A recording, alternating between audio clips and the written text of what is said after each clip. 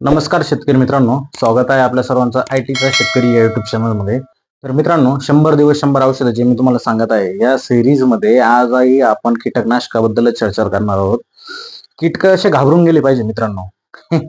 कारण आपण इतके औषधं बघितले, यामधून कोणताही किडी किंवा कीटक किंवा रसशोषक आळी वगैरे हे जे आहे ना, हे हुकलेलं नाहीये आजपर्यंत माझ्या अनुभवानुसार. त्यामुळे शेतकऱ्यांसाठी अतिशय ही सिरीज उपयुक्त ठरावी असं माझं एक मत आहे. बघूया काय होतंय ते. तर मित्रांनो, आजही जे कीटकनाशक बघणार आहोत याला सविस्तर बघणार आहे. बऱ्याचशा शेतकऱ्यांनी वापरलेलं असेल नसेल माहित नाही, परंतु जर वापरायचं असेल किंवा या जर किडी असेल तुमच्या प्लॉटमध्ये तर तुम्ही हे वापरू शकता. याचं नाव आहे व्होलियम फ्लॅक्सी आणि हे बनवलेलं आहे कोणत्या कंपनीनं? तर हे बघा, सिजंटा कंपनीने. अतिशय छान कंपनीचे जे प्रोडक्ट्स आहे याचे रिझल्ट भेटतात मित्रांनो. आता याचा मोड ऑफ ऍक्शन कोणता आहे की कॉन्टॅक्ट प्लस सिस्टेमिक. म्हणजे काय की स्पर्शजन्य प्लस आंतरप्रवाही, कॉन्टॅक्ट प्लस सिस्टेमिक.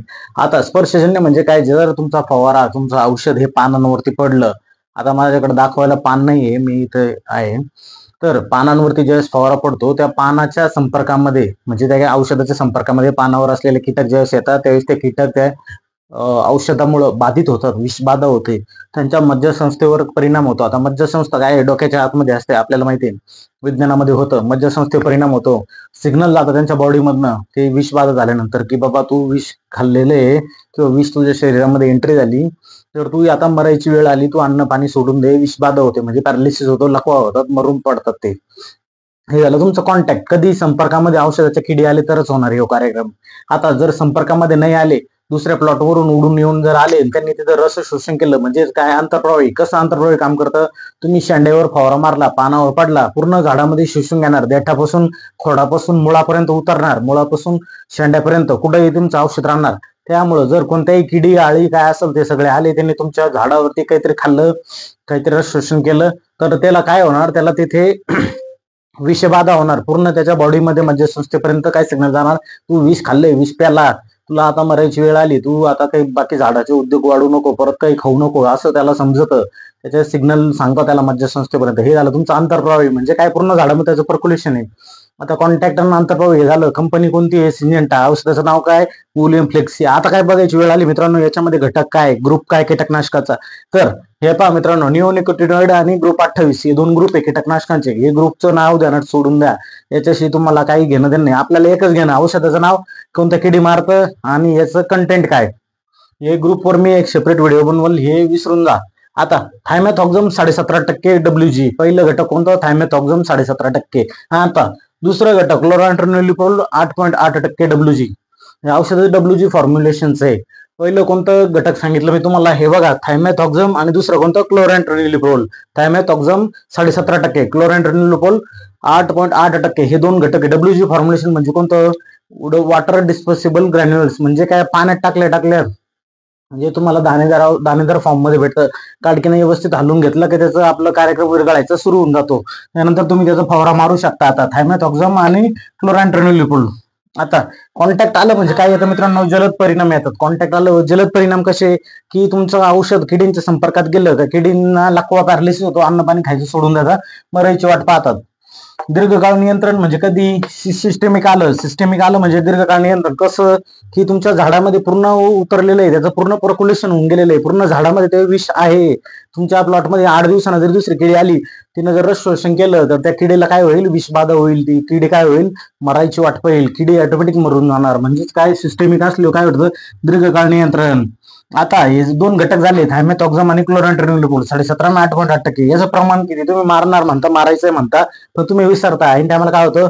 कृषी सेवा केंद्रावाला तुम्हाला लिहून देणार बाटली, हे एवढ्या प्रमाणे मारा. अर्धा मिलीनं मारा मित्रांनो, प्रादुर्भाव तुमचा ठळ होऊन जाईल. काय असेल नसेल सगळं ठरवेल. अर्धा मिली घ्या. तुमचा पंप 15 लिटरचा असेल तर 8 मिली पर्यंत घ्या तुम्ही, हरकत नाही. 20 लिटरचा असेल तर 10 मिली घेऊ शकता तुम्ही मित्रांनो.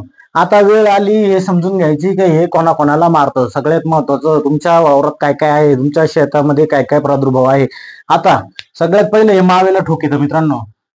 आता मावा म्हणजे सगळ्यात भामटड किडी मित्रांनो. पानाच्या खालच्या बाजूला रसशोषक किडीमध्ये 4 किडी महत्वाच्या आपल्याकडे आढळून येतात: मावा, थ्रिप्स, तुडतुडे, पांढरी माशी.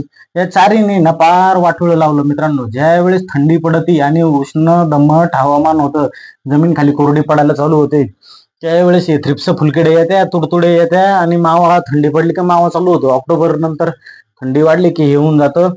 आता मावा, हिरवा मावा, पांढरा मावा, तपकिरी मावा, लालसर मावा, काळा मावा, या चारही माव्यांना मारायचं काम करतं. मावा कसा राहतो तुम्हाला व्हिडिओमध्ये, शॉर्ट व्हिडिओमध्ये जाऊन पाहता येईल. पानाच्या खालच्या बाजूने जाऊन बसतो, पानाचा जो रस आहे तो शोषित बसतो, एक तेलकट विष्ठेसारखा पदार्थ टाकतो, पानावर तपकिरी कलर, सॉरी, पानावर आधार काढलेला लॅमिनेशन केल्याने कलर येतो मित्रांनो.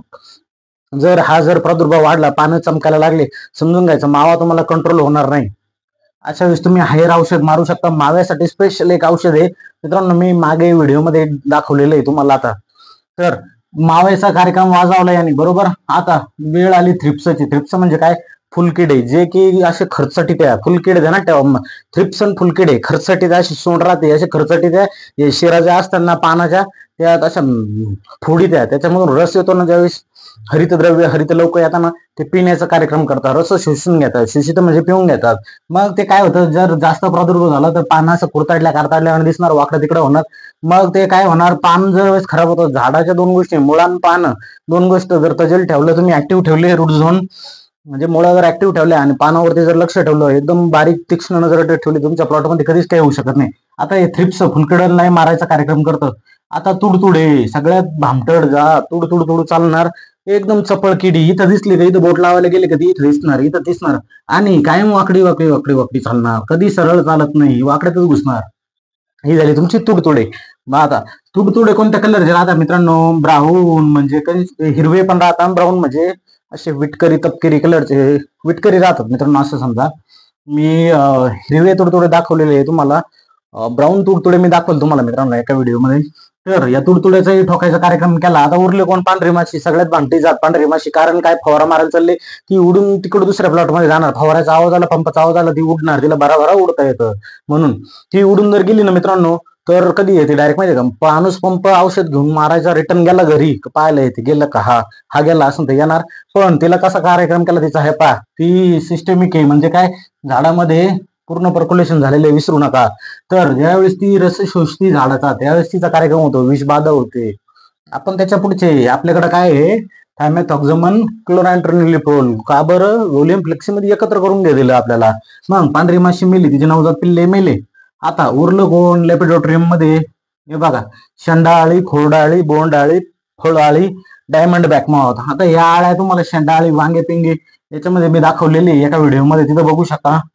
मिरचीसाठी रस शोषकसाठी, भेंडीसाठी रस शोषक मध्ये, बटाट्यासाठी.